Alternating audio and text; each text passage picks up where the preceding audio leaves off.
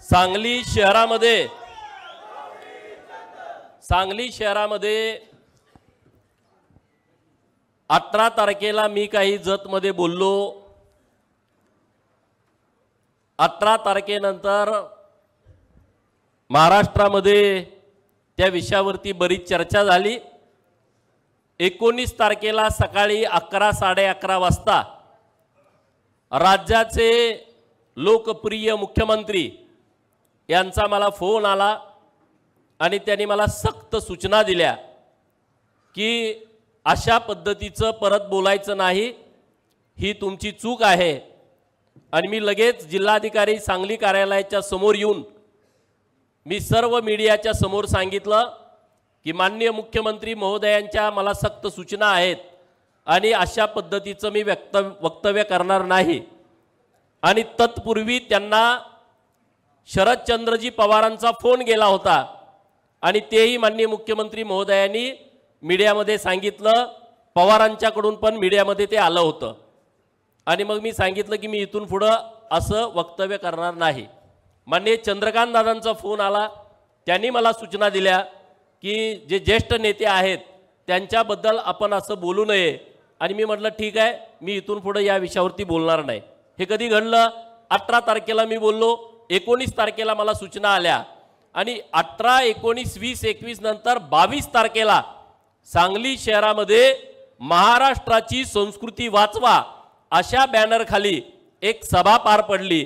आणि त्या सभेमध्ये जे काही वक्तव्य केली गेली आणि त्याच्यावरती आपल्या सर्वांचे नेते पालकमंत्री चंद्रकांत दादांनी 25 तारखेला म्हणजे 22 तारखेला झालं होतं, 25 तारखेला ग्रामीण भारतीय जनता पार्टीच्या कार्यालयाचं उद्घाटन होतं आणि त्या सभेमध्ये चंद्रकांत दादांचा रुद्रावतार मी पहिल्यांदा पाहिला, तुम्ही पाहिला आणि अखंड महाराष्ट्राने पाहिला। आणि त्यांनी त्यामध्ये भूमिका व्यक्त केली की तुम्ही ज्या चुकीच्या पद्धतीने बोललाय त्याच्यावरती आम्ही इशारा मोर्चा 1 ऑक्टोबरला सांगलीमध्ये काढतोय आणि तुमचा जो जातीयवादी विकृतीचा रावण आहे तो आम्ही जाळणार आहे। ही भूमिका माननीय चंद्रकांत दादांनी मांडली।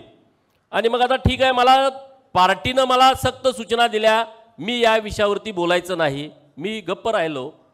परंतु सांगलीच्या सभेमध्ये मला तर तुम्ही शिव्या दिल्याच, ठीक आहे, मी तुम्हाला बोललोय, मला तुम्ही गोप्या म्हणताय, माझ्या आईला शिव्या देताय, माझ्या सगळ्या खानदानावरती तुम्ही बोलताय, माझे सहकारी मित्र शेतकऱ्यांचे कष्टकऱ्यांचे नेते ते काय उगेच असे पुढारी झाले नाहीत सदाभाऊ। आता त्याने सांगितलं 265 केसेस झालेत। तुम्ही गेलाय का जेलमध्ये कधी? सतरंजीवर झोपलाय का जेलमध्ये? ताटात वाटे आणि ताट घेऊन तिथं जेवण लाईनमध्ये घेतलंय का तुम्ही शेतकऱ्यांच्यासाठी? तुम्ही त्यांच्या आईवरती बोलताय, म्हणे माझं पाय तोडतो, माझा हात तोडतो, पोरं निघाली होती त्याला उचलून आणायला। ठीक आहे, इथंपर्यंत ठीक आहे। तुम्ही माननीय देवेंद्र फडणवीस साहेबांच्या सौभाग्यवती धर्मपत्नीच्या वरती ज्या खालच्या पद्धतीनं जाऊन बोलला आणि म्हणून मी काल आमच्या बिरोबाबानामध्ये त्यांना जे सोडायचं ते सोडलं। माझं बरोबर आहे का चूक आहे? 22 तारखेला झालं। शरद पवारांनी 22 तारखेला संध्याकाळी का नाही फोन केला देवाभावना की माझी ही कुत्री सगळी गेली होती सांगलीला आणि नको ती घाण करून आलेत, हे तुमच्या सौभाग्यवतीवरती बोलले? केला फोन? केला का? करणं अपेक्षित होतं की नाही? मीडियाला माझा सवाल आहे की शरदचंद्र पवारांनी मी बोलल्याच्या नंतर देवाभावना फोन केला, तो फोन अखंड जगामध्ये ज्यांचं नाव आहे, अखंड जगामध्ये ज्यांनी दबदबा निर्माण केलाय, भारत ही महासत्ता होणार हे आम्ही पूर्वी ऐकत होतो, पण भारत आता महासत्ता होताना आम्ही बघतोय। त्या माननीय नरेंद्र मोदी साहेबांच्या मातोश्रीचा एआयच्या माध्यमातून व्हिडिओ तयार केला आणि तो व्हिडिओ व्हायरल केला। शरद पवारांनी माननीय नरेंद्र मोदी साहेबांच्याकडे फोन करून हे चुकीचं आहे असं मत व्यक्त केलं नाही। माननीय देवाभाऊंच्या मातोश्रींच्या वरती मागच्या 1 महिन्याच्या पूर्वी चुकीच्या पद्धतीने स्टेटमेंट केलं, तेव्हा तुम्ही देवाभाऊंना फोन केला नाही। परंतु मी बोलल्याच्या नंतर फोन केला, ठीक आहे, परंतु मी बोलल्याच्या नंतर देवाभाऊंच्या सौभाग्यवती वहिनींच्या वरती खालच्या पातळीवरती जाऊन टीका केली, तेव्हा शरदचंद्र पवारांनी फोन केला नाही, मीडियाने त्यांना जाऊन का नाही सवाल केला, त्यांना काय नाही प्रश्न विचारला की तुम्ही गोपीचंद जेव्हा चुकीचा बोला तेव्हा तुम्ही फोन केला, परंतु देवाभाऊंच्या धर्मपत्नीवरती खालच्या भाषेत जाऊन इथला वाळवाचा कुत्रा बोलतोय त्याच्यावरती तुम्ही काय कारवाई करा असं तुम्ही बोलला नाही। म्हणजे आपला तो बाब्या आणि दुसऱ्याचं ते कार्ट, ह्या पद्धतीनं कसं काय महाराष्ट्रामध्ये चालल? संस्कृती म्हणे, संस्कृती कसली संस्कृती? कुठली संस्कृती? कसली संस्कृती आहे तुमची? अरे तुम्ही आम्हाला संस्कृती शिकवणार ज्यांनी या महाराष्ट्रातल्या बहुजनांच्या वरती अन्याय केला, गेले 50-60 वर्षे या लोकांना तुम्ही दाबून ठेवलाय, गावागावामध्ये झुंजवलाय, गावागावामध्ये सरपंच पदासाठी त्यांच्या 3-3 पिढ्याच्या दुश्मन्या तयार करून ठेवलेल्या आहेत आणि त्यांच्या जोरावरती तुम्ही आमदारक्या, खासदारक्या, मंत्रीपद, मुख्यमंत्रीपद भोगता। त्या गावातल्या लोकांचा तुम्ही कधी विचार केला? त्या गावातल्या लोकांचा विचार केलाय राज्याचे लाडके मुख्यमंत्री देवाभाऊनी, आणि म्हणून आम्ही त्यांच्या सोबत आहोत, म्हणून आम्ही त्यांच्या सोबत आहोत। काय विचार केला त्यांनी? देवाभाऊनी विचार काय केला? या गावगाड्यातल्या पोरांना शिक्षण मिळालं पाहिजे, या गावगाड्यातल्या पोरांना शिक्षण करताना चांगल्या सुविधा मिळाल्या पाहिजेत, आणि म्हणून महाराष्ट्रातल्या गरीब मराठा पोरांच्यासाठी सारथी नावाची संस्था स्थापन करण्याची कल्पना ही देवाभाऊंच्या डोक्यामध्ये आली, ते कुठल्याच मुख्यमंत्र्याच्या डोक्यामध्ये आली नाही।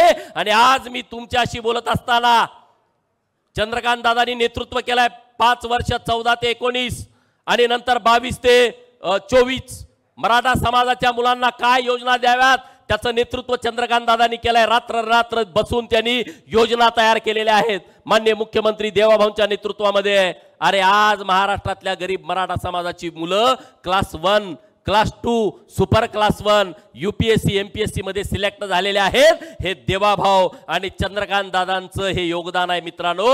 सारथी नावाच्या संस्थेच्या माध्यमातून गरीब मराठा समाजाच्या मुलांच्यासाठी योजना दिल्या। आज जर पोरगा पुण्याला डायरेक्ट गेला, आज उद्या त्याचा ऍडमिशन आहे पुण्यामध्ये, आणि आज तो कुठं जाईल, कुठं राहील, काय खाईल, सगळ्याचेच पाहुणे पुण्यामध्ये नाही, तर त्यांना आकस्मिक निधी नावाचा निधी सरकारनं काढला।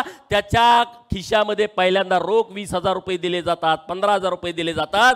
तू पुण्यात जाऊन राहा आणि मग तुझी कुठं मेस असेल, खानावळ मिळेल, कुला भाड्यानं रूम मिळेल, तेव्हा तू तिथं जा, पण तुझ्या खिशामध्ये पहिल्यांदा जशी आई आणि वडील आपल्या खिशामध्ये पैसे घालतो तसं सारथी नावाच्या संस्थेच्या माध्यमातून या महाराष्ट्रातल्या गरीब मराठा मुलांच्या खिशामध्ये पैसे घालण्याचं काम हे देवाभाऊंच्या सरकारनं केलेलं आहे।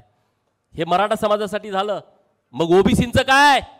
346 जातींचा समावेश असणारा एक मोठा समूह महाराष्ट्रामध्ये राहतो, ज्यांची लोकसंख्या 52% आहे। त्या ओबीसींच्या साठी देवाभाऊंना वाटलं की एक वेगळं मंत्रालय तयार केलं पाहिजे, आणि पहिल्यांदा असं घडलं देशामध्ये, महाराष्ट्र सरकारनं 346 जातींचा समूह असणाऱ्या ओबीसींच्या साठी मंत्रालय स्थापन केलं। त्याच्यासाठी वेगळा मंत्री नेमला, आणि त्या मंत्रालयाच्या माध्यमातून महाज्योती महात्मा ज्योतिबा फुले यांच्या नावानं संशोधन आणि प्रशिक्षण संस्था स्थापन केली, आणि 346 जातीच्या पोरांना जे सारथीच्या पोरांना मिळतंय तेच महाज्योतीच्या पोरांना देण्याचं काम केलं। आणि म्हणून गेल्या वर्षी या महाराष्ट्रामध्ये 22 वैमानिक पोरं, सुताराचं, कुंभाराचं, लोहाराचं पोरग, अरे आमची पोरं ड्रायव्हर होत आहेत कशाचा? टॅक्सीचा। आमची पोरं ड्रायव्हर होत आहेत कशाचा? रिक्षाचा। आमचा पोरगा ड्रायव्हर होतोय पिकअपचा, टेम्पोचा, ट्रकाचा। परंतु देवाभाऊंच्या नेतृत्वामध्ये आमचा पोरगा विमानाचा ड्रायव्हर होतोय। हे देवाभाऊचं काम आहे मित्रांनो, विमानाचा ड्रायव्हर वैमानिक होतोय, आणि त्याचा सगळा खर्च महाज्योती घालतेय। अरे धनगरांच्या पोरांना जिल्ह्यामध्ये वसतिगृहात ऍडमिशन मिळालं नाही, तर आधार नावाची योजना आणली आहे। जो तालुक्याला राहतो त्याला 38,000, जो जिल्ह्याला राहतो त्याला 41,000, जो विभागीय कार्यालयात राहतो तिथं 51,000 आणि जो मुंबई, नवी मुंबई, ठाणे, नागपूर, पिंपरी चिंचवड आणि पुणे या मेट्रो सिटी मध्ये जर गेला पोरगा आणि त्याला वसतिगृहात ऍडमिशन मिळालं नाही तर त्याला 61,000 रुपये देण्याची योजना आपल्या सरकारने आणली आणि प्रत्येक जिल्ह्यामध्ये 600 मुलांना, महाराष्ट्रामध्ये 36 जिल्हे आहेत, 36 गुणुले 600 एवढ्या पोरांना धनगर समाजाच्या, एवढ्या पोरांना ओबीसी समाजाच्या सवलत राज्य सरकार देते मित्रांनो। प्रत्येक जिल्ह्याला 2 वसतिगृह, एक मुलींच्यासाठी एक मुलांच्यासाठी, मराठा समाजाच्या मुलांना, एक मुलींच्यासाठी एक मुलांच्यासाठी, ओबीसी समाजाच्या मुलांना। हे आमच्या सरकारनं केलं। अरे तुम्ही फुले शाहू आंबेडकरांचं नाव घेतलं, फुलेवाडा काम तुम्ही केलं नाही। सावित्रीबाई फुलेंचं जन्मगाव नायगाव जे सातारा जिल्ह्यामध्ये तिकडे तुम्ही कधी गेला नाही, त्याला कधी निधी दिला नाही। आमच्या सरकारनं फुले भिडेवाडा, जो भिडेवाडा डेव्हलप करायचा आहे ते देवाभाऊंच्या सरकारनं काम हातामध्ये घेतलं। नायगावला सावित्रीबाई फुलेंचं जन्मगाव आहे, तिथं डेव्हलपमेंट केलेलं आहे। अहिल्यादेवी होळकर यांची 300वी जयंती होती। अरे कुठं आहेत हे? हा माणूस अहिल्यादेवीच्या जयंती दिवशी वाळवा तालुक्यात फोन करत होता, जयंतीचे कार्यक्रम कुठे आहेत, मला तिथं हार घालायला यायचं आहे, म्हणजे याला फोटो टाकायचा आहे, ट्विट करायचा आहे, फेसबुकला टाकायचा आहे। अरे भारतीय जनता पार्टीचे नेते माननीय नरेंद्र मोदी साहेबांनी दिल्लीमध्ये बैठक घेतली, सगळ्या देशातल्या मुख्यमंत्र्यांना बोलावलं आणि त्यांना सांगितलं ठणकावून, छत्रपती शिवाजी महाराजांचं स्वप्न छत्रपती शिवाजी महाराजांच्या नंतर कोण पूर्ण केला असेल तर ते पुण्यश्लोक अहिल्यादेवी होळकरांनी केलाय आणि त्यांची जयंती अखंड देशभर करायची आहे। अखंड देशभर करायची जयंती सूचना दिल्या, कामाला लागले सगळे मुख्यमंत्री। अरे महाराष्ट्रात जयंती होत नव्हती, आम्ही आंदोलन करायचो की अहिल्यादेवींची जयंती सरकारनं साजरी करावी, 4 ओळीचा शासन निर्णय काढायचं। या जातीयवादी अवलादीना झालं नाही, देवाभाऊंनी 4 ओळीचं पत्र काढलं, सगळे कलेक्टर, सगळे तहसीलदार, सगळे बीडीओ, सगळे ग्रामसेवक पळायला लागले, अहिल्यादेवींचा फोटो कुठं आहे? अरे अहिल्यादेवींचा फोटो यांनी कधी बघितलाच नव्हता। त्यांनी सावित्रीबाईचा फोटो, अहिल्यादेवींचा फोटो, माता रमाईचा फोटो, झाशीच्या राणीचा फोटो, राणी चन्नम्माचा फोटो, यांना फरकच कळना, यांनी कधी बघितलंच नाही। एक शासनाने निर्णय घेतल्यानंतर काय होतं त्याचा आम्हाला अनुभव आला आणि सगळ्या कार्यालयामध्ये अहिल्यादेवींचे फोटो आले।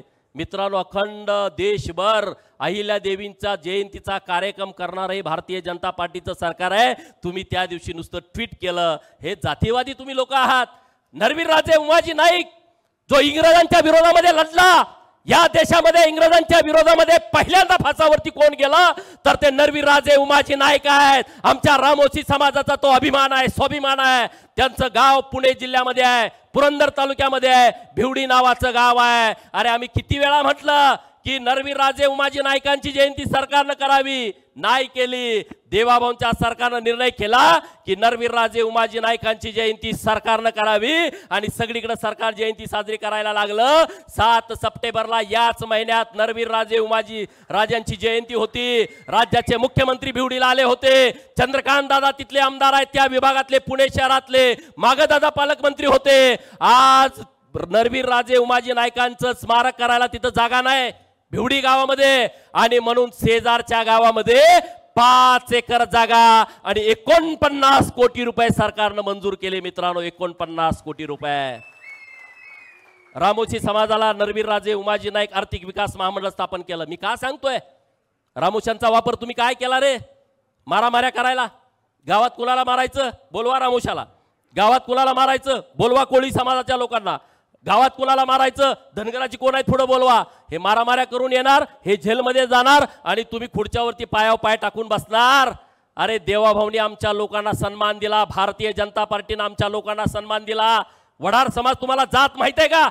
वडार समाजासाठी पैलवान मारुती चव्हाण आर्थिक विकास महामंडळ स्थापन केलाय, लोहार समाजासाठी आर्थिक विकास महामंडळ स्थापन केलाय। अरे गुरव समाज, गावात किती गुरव असतो रे? एका गावात 2 घरं, एका गावात 4 घरं, नाहीतर काय काय खरसुंडी सारखं गाव आहे तिथं मोठा समाज आहे। गुरव समाजासाठी आर्थिक विकास महामंडळ स्थापन करणार हे देवाभाऊंचं सरकार आहे। मित्रांनो, 18 महामंडळ एका वर्षामध्ये, एका दिवसामध्ये, एका शासन निर्णयामध्ये 18 महामंडळ ज्या छोट्या छोट्या समाजासाठी देवाभाऊंनी स्थापन केली। तर लिंगायत समाजाचे माझे मित्र बरेच आहेत, लिंगायत समाज महाराष्ट्रामध्ये मोठा आहे, परंतु लिंगायत समाजासाठी आर्थिक विकास महामंडळ नव्हतं. देवाभाऊंच्या सरकारनं, एकनाथ शिंदे साहेबांच्या सरकारनं लिंगायत समाजासाठी आर्थिक महामंडळ स्थापन केलं महात्मा बसवेश्वरांच्या नावानं. आणि महात्मा बसवेश्वरांचं जी कर्मभूमी आहे मंगळवेढा, या मंगळवेढ्यामध्ये स्मारक झालं पाहिजे. मागच्या महिन्यामध्ये विधिमंडळामध्ये एक बैठक झाली आणि कलेक्टर साहेबांना आदेश दिले, तिथं जे कृष्ण तलाव आहे त्या तलावाच्या बाजूची 18 एकर जागा ही महात्मा बसवेश्वराच्या स्मारकासाठी देण्याचे आदेश सरकारनं दिलेले आहेत. मित्रांनो, हे सरकार असं असतं, हे काम असं करायचं असतं. हे शरद पवारांच्या पार्टीला, जयंतराव पाटलांच्या पार्टीला हे माहित नाही काम कसं करायचं आहे. आणि म्हणून हे का बितरलेत, हे का गांगरलेत? त्यांना माहित आहे की भारतीय जनता पार्टी या महाराष्ट्रातल्या बहुजन समाजाला बरोबर घेऊन चालली आहे. पूर्वी तुम्ही त्यांना विरोध करत होता, त्यांच्यावरती भाजपावरती टीका करत होता. ही ब्राह्मणांची पार्टी आहे, ही व्यापाऱ्यांची पार्टी आहे. आज गावगाड्यातल्या पोरांना वाटतंय ही पार्टी आमची आहे, ही पार्टी आमची आहे, हे आमचा हक्क आहे. कारण भारतीय जनता पार्टीमध्ये कुणाला माहित नाही की पुढचा अध्यक्ष कोण होणार. भारतीय जनता पार्टीमध्ये कुणाला माहित नाही की पुढचा नेता कोण होणार. नरेंद्र मोदी साहेब येण्यापूर्वी भाजपला माहित नव्हतं की देशाच्या पंतप्रधान पदाचा उमेदवार कोण असणार. पार्टीनं ठरवलं नरेंद्र मोदी साहेब हे देशाच्या पंतप्रधान पदाचे उमेदवार असणार. आज ही नरेंद्र मोदी साहेबांना माहित नाही की पुढचा या भारतीय जनता पार्टीचा नेता कोण असेल, कारण ही कार्यकर्त्याची पार्टी आहे. जयंतराव पाटलांसारखी 1999ला स्थापन झाल्यापासून 2025 पर्यंत एकच राष्ट्रीय अध्यक्ष आणि फुटला तर पुतण्या अध्यक्ष. ही पार्टी अशी नाही भारतीय जनता पार्टी. या पार्टीमध्ये बदल होतो. या पार्टीमध्ये लालकृष्ण अडवाणींच्या पासून व्यंकय्या नायडूंच्या पर्यंत, या पार्टीमध्ये बंडारू दत्तात्रयांच्या पासून नितीन गडकरींच्या पर्यंत, या पार्टीमध्ये अमित शहा पासून JP नड्डांच्या पर्यंत असे अनेक राष्ट्रीय अध्यक्ष झाले. सोनिया गांधी अध्यक्ष झाल्याच्या नंतर, परंतु तिकडे सोनिया गांधी आणि आता डायरेक्टर राहुल गांधी होते आणि आता त्यांनी ते मल्लिकार्जुन खरगेंना केलाय.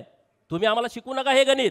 म्हणून हे सगळे बितरलेत की भाजप आता मुळापर्यंत चालली आहे, भाजप आता तळागाळापर्यंत चालली आहे, भाजप काम करते आहे. आणि नेता आमचा इतका खंबीर आहे, नेत्यावरती तुम्ही टीका केली, नेत्यावरती टिप्पणी केली. तुम्ही आता इथं व्हिडिओ ऐकला, उद्धव ठाकरे साहेबांना काय बोलले का रे, मग मी तुम्हाला शिव्या दिल्या तर काय बिघडतंय का? येतून पुढे मी हेच सांगतोय, माझ्या नेतृत्वावरती भाजपाच्या, मग माननीय देवेंद्र फडणवीस साहेब असतील, त्यांच्या घरातले मंडळी असतील, चंद्रकांत दादा असतील, चंद्रशेखर कोणी असेल भाजपाचा नेता, नरेंद्र मोदी साहेब असतील, तुम्ही जर खालच्या पटीत जर बोलाल तर याद राखा गोपीचंद पडळकर त्याच पद्धतीने तुम्हाला उत्तर देईन, त्याच पद्धतीने उत्तर देईन. आज ही इशारा सभा आहे. मला म्हणले तिकडे यायचं नाही, तिकडे यायचं नाही. अरे मी काय असा नंगा फकीर माणूस आहे, मी काय असा भेटो का? अरे पण तुमची लायकी, तुमची क्षमता, तुमची पात्रता तर मला दम द्या ना. तो एक खासदार तिकडे झाला, त्यानं मला काहीतरी बोलला तिथं, मी ऐकत पण नाही कुणाची भाषणं. मी नरेंद्र मोदी साहेबांचं भाषण ऐकतो, देवाभाऊंचं भाषण ऐकतो, मी कुणाची भाषणं ऐकत नाही. आणि तिथं आमचा आबा भानुशे इथं आला, एकट्यानं दम भरला, खासदार स्वतः पोलीस स्टेशनला जाऊन बसलाय, ह्याच्यावरती केस दाखल करा. एक पोरगा आमचा आटपाडीचं ज्याचं 38 किलो वजन असेल, ते पोरग तुम्हाला लढतंय, तुम्ही मला कशाला नळाच्या भानगडीत पडताय? मला तुम्ही नळाच्या भानगडीत करू नका आणि मला तुम्ही असं समजू नका की गोपीचंदला आम्ही शिव्या दिल्या तर घाबरी. मी गावातनं आलोय रे. आम्ही इटी दांडू खेळताना, गजगाई खेळताना, आमच्या गट्ट्या खेळताना, सुरफाट्या खेळताना, कबड्या खेळताना पोरं आहे म्हणून शिव्या देतच होती की आम्हाला. त्यात काय, तुम्ही स्टेजवरनं देताय एवढंच आम्हाला माहित आहे ना. आणि गावात काय रे, गावात सहज माणूस म्हणतो हे कुणाचं पोरग आहे रे, याला कुणी काढलाय रे, सहज म्हणतात. तुम्ही पण ऐकलंय, सहज गावामध्ये ही चर्चा होते. मी काय असा माझा हेतू नव्हता, माझा तसा कुणाला दुखावण्याचा हेतू नाही. अरे तुमचं कृत्य काय आहे, तुम्ही करताय काय?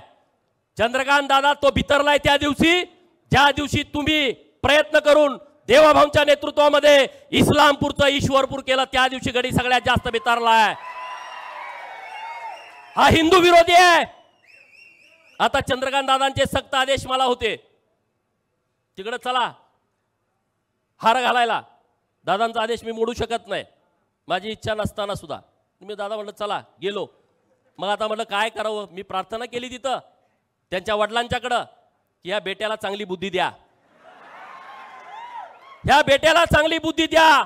महाराष्ट्रामध्ये नारद मुनीचं काम करतोय, दिसायला देखणं आहे, स्मार्ट आहे, मला आगी लावायचं काम करतोय, हिंदूच्या विरोधामध्ये भूमिका घेतोय आणि बहुजनांच्या डोक्यावरती पाय ठेवतोय, बहुजनांच्या वरती अन्याय करतोय, तो बहुजनांच्या वरती अन्याय केला नाही पाहिजे असा आशीर्वाद त्याला द्या, त्याच्या डोक्यामध्ये प्रकाश पाडा अशी विनंती मी त्यांच्याकडे आता केलेली आहे।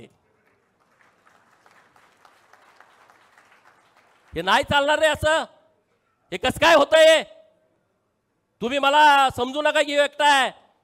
अरे दुश्मनी से मेरा कोई वास्ता नहीं, दुश्मनी से मेरा कोई वास्ता नहीं, पर मेरे से करोगे तो बचने का कोई रास्ता नहीं।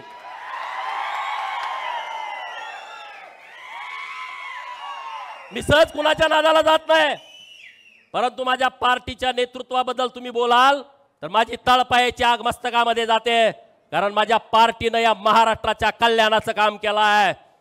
या पार्टीने महाराष्ट्रामध्ये दुष्काळ मुक्त करण्याचं काम केलंय महाराष्ट्राला। अरे आपण ज्या जिल्ह्यात आहे त्या जिल्ह्यातली तुम्ही अवस्था बघा, जत, कवटेमंकाळ, तासगावचा पूर्व भाग, मिरजचा पूर्व भाग, खानापूर पूर्वीचा आताचं भवानीनगर ज्याला आपण म्हणतोय, कडेगाव, पलूस, तिकडचा पलीकडचा मान, खटाव, कोरेगाव, फलटण, तिकडं मंगळवेढा, सांगोला, माळशिरसचा अलीकडचा दक्षिणेकडचा भाग, लांबचं मी सांगत नाही काय अवस्था होती। इकडं शिराळ्याचा भाग, वाकुडे बुद्रुक योजना तुमची का नाही पैसे दिले तुम्ही? तुम्ही तर जलसंपदा खात्याचे मंत्री होता, तुम्हाला पैसे देता आले नाहीत का? नाही देता आले कारण तुमची भावना नाही। अरे इथून 800 किलोमीटर नागपूर आहे, तिथला मुख्यमंत्री आमचा दुष्काळ मिटवतोय, मराठवाड्यासाठी मराठवाडा वॉटर ग्रीड सारखी योजना आणतोय, विदर्भातल्या तिथल्या लोकांच्यासाठी नदी जोडचा प्रकल्प आणतोय, हा नेता काम करणारच ना। तुम्ही ब्राह्मणांना शिव्या देता, पृथ्वीराज भाईंनी इथं विषय काढला, ब्राह्मणांना शिव्या, टार्गेट, एखादं कोणी बोललं फोनवर शिव्या, का रे ब्राह्मणांना तुम्ही समाजाला कशा काय शिव्या देऊ शकता? एखाद्या व्यक्तीला तुम्ही विरोध करू शकता, एखाद्या व्यक्तीवरती तुम्ही टीका टिप्पणी करू शकता, अखंड ब्राह्मण समाजाला तुम्ही टार्गेट कसं काय करू शकता? काय रे, काय अशी पद्धत आहे? ही कुठली संस्कृती आहे? कुठले हे संस्कार आहेत तुमचे? एखाद्या समाजाला तुम्ही शिव्या देता आणि हे खपवून घेतलं जाणार नाही। एवढा ब्राह्मणावरती का राग आहे रे? काय तुमच्या शेजारी मुक्कामी होता काय ब्राह्मण? काय एवढं तुम्हाला राग येतोय? अडचण काय? परत मला गोपीचंदची जीभ घसरली। काल मी काय म्हणलो? काल मी म्हणलो मला हे गोप्या म्हणले, तुम्ही सगळ्यांनी ऐकलं की या चौकात गोप्या म्हणले, सगळ्या टीव्हीवरती दाखवलं। मी बोललो गोपीचंद पडळकरची जीभ घसरली, गोपीचंद पडळकर सुसंस्कृत नाही, गोपीचंद पडळकरचे संस्कार बरोबर नाहीत। ठीक आहे, तुम्ही माझ्यावरती बोलला, अरे मी पण लोकांतनं निवडून आलोय ना, 3 लाख लोकांचं नेतृत्व मी करतोय ना, मग मला व्यासपीठावरती एखादा गोप्या म्हणत असेल, आया बहिणीवरती मला शिव्या देत असेल, तर त्याची महाराष्ट्रामध्ये चर्चा का नाही झाली? म्हणजे कोणतरी एखादा मोठा पाटील, एखादा मोठा प्रस्थापित घराण्यातला असला तर त्याची अब्रू वेगळी आहे आणि दुसऱ्या आमदाराची किंमत वेगळी आहे का? त्याच्यावरती का नाही चर्चासत्र झाली? त्याच्यावरती का नाही डेबिट झाली? त्याच्यावरती का नाही स्पेशल रिपोर्ट झाले? आणि म्हणून मग मी म्हणलो, जर तुम्ही मला गोप्या म्हणणार असाल तर मी तुम्हाला साहेब कसं काय म्हणेल? मी नाही ना म्हणू शकत, मी साहेब नाही म्हणू शकत। तुम्ही जर मला अहो म्हणाल मी तुम्हाला काहो म्हणेल, तुम्ही जर मला अरे म्हणाल मी तुम्हाला का रे म्हणेल, तुम्ही जर माझ्या एक कानाखाली दिली तर मी 2 देईन, माझा स्वभाव आहे। एका बाजूने संस्कार होणार नाहीत, दुसऱ्या बाजूने पण झाले पाहिजेत। आणि म्हणून ही इशारा सभा त्यासाठी आहे, तुम्ही जर भारतीय जनता पार्टीच्या नेतृत्वावरती जर टीका टिप्पणी खालच्या लेवलला गेली तर त्याच्या दुप्पट खाली जाऊन मी तुमच्यावरती टीका टिप्पणी करेल। मग ते संस्कार बिंस्कार मला काही गरज नाही, मला त्या संस्कृतीचं काही देणं घेणं नाही। तुमचे महाराष्ट्राची तुम्ही काय काय ठेकेदार आहे का रे महाराष्ट्राचे? तुम्ही काय बाप लागून गेला का महाराष्ट्राचं? महाराष्ट्र म्हणजे तुम्ही नाही आहे। हे जे महाराष्ट्रातली 100-125 घराणी प्रस्थापित जी काँग्रेस आणि राष्ट्रवादीमध्ये काम करतायत, ते म्हणजे महाराष्ट्र ही जी त्यांच्या डोक्यात संकल्पना आहे ती पहिली त्यांनी काढून टाकावी। महाराष्ट्र म्हणजे 18 पगड जाती आहेत, महाराष्ट्र म्हणजे 12 बलुतेदार आहे, महाराष्ट्र म्हणजे 346 ओबीसीच्या जाती आहेत, महाराष्ट्र म्हणजे मागासवर्गीय समाज आहे, महाराष्ट्र म्हणजे आदिवासीच्या 43 मुख्य जाती आहेत आणि 185 उपजमाती आहेत, महाराष्ट्र म्हणजे गरीब मराठा आहे, महाराष्ट्र म्हणजे ब्राह्मण आहे, महाराष्ट्र म्हणजे जैन आहे। असा विशाल महाराष्ट्र आहे, तो कुठल्या 100-50 घराण्यामध्ये वाटून घेतलेला महाराष्ट्र नाही। आणि त्यामुळे तुम्हाला जरी वाटलं माझी संस्कृती खराब आहे आणि तर तुम्ही त्याच्या बद्दल काही म्हणायचे मला त्याचं काही देणं घेणं नाही आहे। मला माहित आहे ना मी कशासाठी काम करतो, मी लोक माझ्यासाठी काय येतात, मी काय माझी संस्कृती खराब असतील तर लोक माझ्याकडे येतील का? चंद्रकांत दादांना तुम्ही काय बोलता रे? का जोड्यान हाणू का तुम्हाला? मी हाणू का? कुणाच्या वॉर रूम आहेत? कुणाच्या वॉर रूम मध्ये 500 लोक आहेत? आता मी काल बोलतो रोहित पवार नातू बोलतोय आज मीडियामध्ये की ते भिरोबा बन आहे आणि त्यांचे काय बोलावं त्यांनी तिथं ठरवलं पाहिजे. अरे काटेवाडी गावामध्ये बिरोबाचं मंदिर आहे. काटेवाडी गाव हे शरद पवारांचं गाव, तिथं बिरोबाचं मंदिर आहे आणि ह्या नातवाला ते बिरोबाचं मंदिर आहे का भैरोबाचं मंदिर आहे हे माहित नाही. आणि मला बिरोबानं सांगितलंय, मला बिरोबाने सांगितलंय हे माजलेले प्रस्थापित एकदा माझ्या दारात आणून काप. माजलेली बोकडा आम्ही बिरोबाला कापतो, तसे हे जातीयवादी मस्तवाल हे माझ्या समोर कापले पाहिजे. मग मी बिरोबाचं ऐकणार? मी तुमचं कसं काय ऐकणार? मी बिरोबाचंच ऐकणार ना. आणि त्यामुळं ह्या सगळ्या ज्या गोष्टी आहेत अत्यंत महत्त्वाच्या गोष्टी आहेत. संस्कार आणि संस्कृती कुणी शिकवावी? जे हिंदू धर्माला मानतात. संस्कार आणि संस्कृतीवरती कुणी बोलावं? जे प्रभू रामचंद्राला मानतात. संस्कार आणि संस्कृतीवरती कुणी बोलावं? ज्यांना कुलदैवत आहे कुलदैवताला जातात, ज्यांना कुलदेवी आहे कुलदेवीला जातात. अरे तुमचे कसले संस्कार? तुम्ही एकादशीला मटण खाणार, तुम्ही चिकन खाऊन दगडूशेठला आरतीला जाणार, तुम्ही म्हणणार की आमच्या पांडुरंगाला मटण चालतंय, तुम्ही संकष्टीच्या दिवशी कोंबड्या कापून खाणार. असल्याला मला संस्कार आणि संस्कृती सांगायची गरज नाही. जे हिंदूंच्या विरोधामध्ये आहेत, जे हिंदूंच्या विरोधात भूमिका घेतात, त्यांच्या विरोधामध्ये आम्ही भूमिका घेणार. आणि त्यामुळं भाजपच्या कार्यकर्त्याला मला सांगायचं आहे, तुम्ही मला खूप पाठिंबा दिला या सगळ्या विषयामध्ये. चंद्रकांत दादांचा देवाभाऊंचा अधिकार आहे माझे कान पकडायचा, मी त्याविषयी काहीच नाही, त्यांना फुल अधिकार आहे. पण राष्ट्रवादीवाला जरा मला नुसता अरे तुरे बोलला तर मला अजिबात चालत नाही. त्यांनी माझ्या नेत्याने मला उठाभाषा काढायला लावू दे, अंगठं धरायला लावू दे, मी धरतो. माझे नेते आहेत, मी त्यांना मानतो, कारण ते माझ्या महाराष्ट्रासाठी काम करतायत, त्यांना तो अधिकार आहे. पण दोन कुठला आयऱ्या गायऱ्या येईल आणि मला धमकी देईल, मी अशा धमकीला भीत घालत नाही. अशा धमकीसाठी माझा जन्म झाला नाही. अरे हमें टूटना पसंद है, हमें टूटना पसंद है, मगर किसी के आगे झुकना नहीं. आम्ही कुणाच्या पुढे झुकायला तयार नाही. आणि त्यामुळं भारतीय जनता पार्टीचा हा जो वारू महाराष्ट्रामध्ये विकासाचा सुरू आहे तो वारू कुणी रोखू शकत नाही. आणि म्हणून मी जास्त काही बोललेलो नाही. मी कालच सांगितलंय त्यांना, ज्यांनी कुणी माझा हातपाय तोडतो म्हणले त्यांनी आज प्रेस घ्यायची. आज काय प्रेस घेतल्या मला माहीत नाही, उद्या घ्या परवा घ्या. मला कुठं वाळव्यात यायला सांगा, मला कुठं ईश्वरपूरला यायला सांगा, मी यायला तयार आहे ना. सदाभाऊनी मत व्यक्त केलं, काय व्यक्त केलं की कर्मवीर भाऊराव पाटलांचं का नाही स्मारक? दादा ही गंभीर बाब आहे, जैन समाजाचे आहेत म्हणून तुम्ही स्मारक केलं नाही का? अरे हजारो शाळा ज्यांनी या महाराष्ट्रामध्ये काढल्या त्या कर्मवीर भाऊराव पाटलांचं साधं स्मारक नाही. दादा माझी विनंती आहे, कर्मवीर भाऊराव पाटलांचं स्मारक झालं पाहिजे, क्रांतिसिंह नाना पाटलांचं स्मारक झालं पाहिजे, लोकशाहीर अण्णाभाऊ साठेंचं स्मारक झालं पाहिजे.